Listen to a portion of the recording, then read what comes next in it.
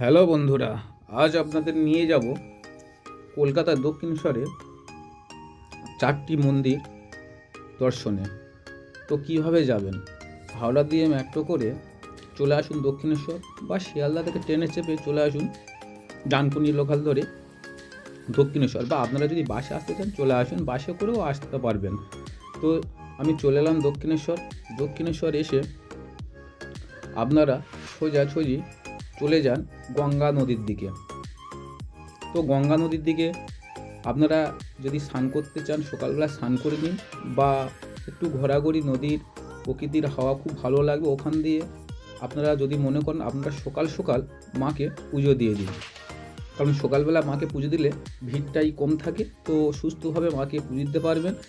তো দক্ষিণেশ্বর মাকে পুজো দিয়ে আপনারা একটু ঘোরাঘুরি করে ওখান থেকে বেরিয়ে পড়ুন আদ্যাপীঠে। তো আদ্যাপীঠে কীভাবে যাবেন? তো ওই দক্ষিণেশ্বর থেকে মাত্র 10 টাকা করে টোটো চেপে চলে আসুন আদ্যাপীঠে। তো আমি চলে এলাম আদ্যাপীঠে, আপনারা দেখতেই পাচ্ছেন ফ্রেন্ডস, আদ্যাপীঠে চলে এলাম। তো খুব সুন্দর একটি মন্দিরটি খুব সুন্দর ভাবে তৈরি করা হয়েছে, তো আমার ভীষণ ভালো লাগছে। তো মন্দিরটির ঘোরাঘুরির পর আপনারা একটু মন্দিরটির পিছনে চলে যাবেন। পিছনে গেলেই আপনারা দেখতে পাবেন আমাদের শ্রী রাধাকৃষ্ণের মন্দির রয়েছে। তো আপনারা রাধাকৃষ্ণের মন্দির দর্শন করুন। তো মন্দির দর্শন করার পর তার পাশে রয়েছে শিবলিঙ্গ, আপনারা দর্শন করুন, খুবই ভালো লাগবে, কারণ খুবই সুন্দর একটি মন্দির। তো ওখান দিয়ে বেরিয়ে চলে আসুন কাঠি বাবার আশ্রমে। তো কীভাবে যাবেন? তো ওখান দিয়ে একই রকমভাবে 10 টাকা করে টোটো চেপে চলে আসুন কাঠিয়া বাবার আশ্রমে। তো আমি চলে এলাম কাঠিয়া বাবার আশ্রমে। তো কাঠিয়া বাবার আশ্রমেই এলেই একটা জিনিস দেখতে পাবেন ফ্রেন্ডস, যে আমাদের সনাতন ধর্মের বহু রকমের যে দেবদেবীর এখানে মূর্তি রয়েছে, তো আপনারা দর্শন করতে পারবেন। আর আমাদের শ্রীকৃষ্ণ মহাপ্রভু যত রকম লীলা করেছিলেন তার প্রত্যেকটি লীলা এখানে আপনাদের সামনে তুলে ধরা হয়েছে। তো আপনারা দেখতে পাবেন, খুব ভালো লাগবে। তো শ্রীকৃষ্ণ মহাপ্রভু যত রকম শৈশবকাল থেকে যত রকম লীলা করেছিলেন সে সমস্ত লীলা এখানেই আছে। আপনারা মন ভরে যাবে, এক একটি লীলা একই রকমভাবে। তো আমার খুব ভালো লাগছে, আপনাদেরও ভালো লাগবে। তো আপনারা চলে আসুন।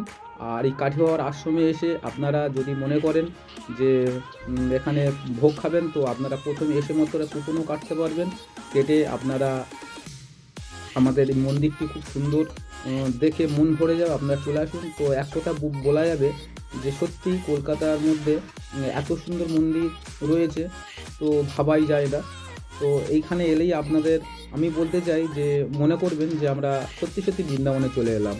তো আমার খুব ভালো লাগছে, আপনাদেরও ভালো লাগবে। আপনারা চলে আসুন, এসে মন্দিরটি দর্শন করুন, চারদিকে ঘুরলে শেষ হবে না, মন ভরে যাবে, যেতেও মন চাইবে না। তো আমি আসতে বিকাল হয়ে গেছিলো, আপনাদেরও এরকম হবে, 4টি মন্দির দর্শন করতে গেলে সময় একটু লাগবে। তো একদিনের ছুটি নিয়ে বেরিয়ে পড়ুন, আমাদের শ্রীকৃষ্ণ মহাপ্রভু দর্শন করুন। ও সনাতন ধর্মের অনেক রকমের মূর্তি রয়েছে, আপনারা দর্শন করতে পারবেন। তো ওখান থেকে ঘোরাঘুরির পর আপনারা যদি মনে করেন আপনারা যাবেন আরেকটি মন্দির, সেটা হলো নিয়ে যাব আপনাদেরকে কলকাতা শ্যাম মন্দির। তো কলকাতার শ্যাম মন্দির কীভাবে যাবেন, তো আমি সেটা বলবো আপনাদেরকে। তো আমি সেটা বলতে চাই, কলকাতার শ্যাম মন্দির যেতে হলে চলে যান আবার দক্ষিণেশ্বর।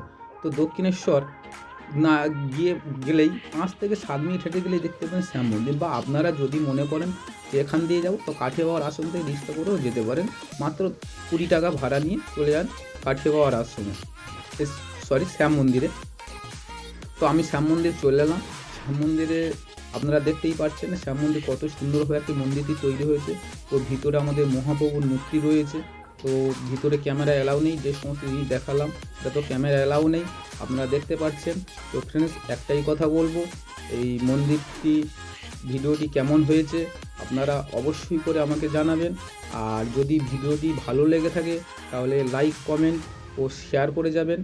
আর এতক্ষণ ধরে ভিডিও দেখার জন্য ধন্যবাদ, এবং পরের চ্যানেলটি সাবস্ক্রাইব করুন।